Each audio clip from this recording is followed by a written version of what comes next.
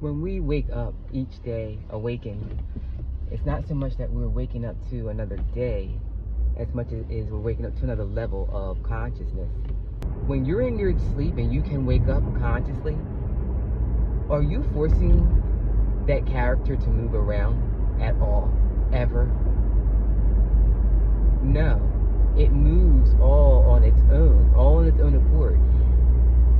So here in this reality, where what we call reality, you don't actually have to even move your avatar. It will move all on its own. And in fact, now this might throw a little bit of people, but you're acting as, because we play all parts.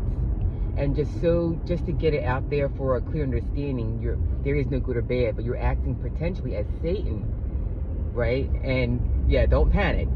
But if this avatar, which it can move all on its own accord, it actually doesn't need any assistance, then what we're doing is injecting thoughts into it about how it should move about.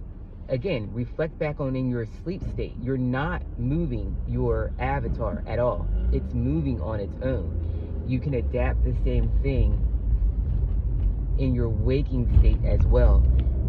And if you haven't done it, give it a try and see how much you can actually sit back.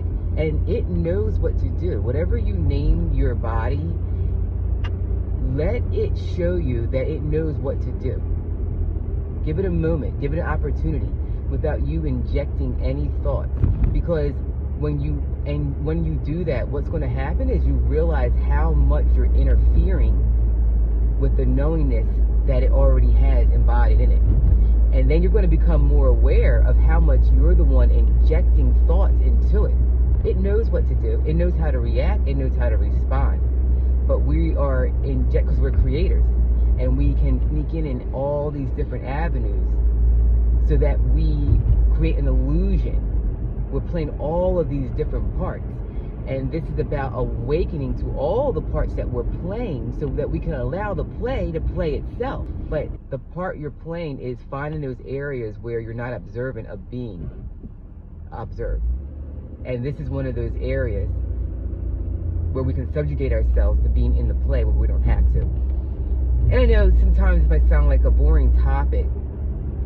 And so I know it will only reach those consciousness of myself that's ready for it, and that's really it. Because even right now, there's no one out here, and it feels so empty to say and fulfilling at the same time that I know I'm not speaking to anyone other than myself. And then when you realize to that degree that there's no one literally that you're speaking to right now, then it begs the question, well, what's the purpose of all of this? To see how silent and still you can be.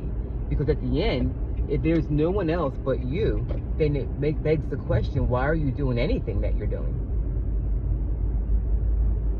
If all you're looking at across the screen is yourself, when you go to work, all you're really interacting with is you. Why are you doing any of it?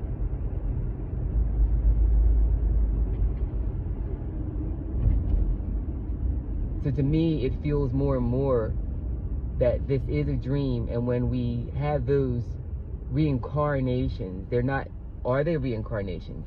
Or is it just exactly how it plays out in a dream, where when you switch states, oh, I was in this scene, all of a sudden I end up here. That reincarnation isn't so much other than being in a dream, and as you awaken to another level of awareness and return closer and closer and closer to source, that you're popping up in other dream states until finally you recognize that this is all a dream state, and these characters are running automatically.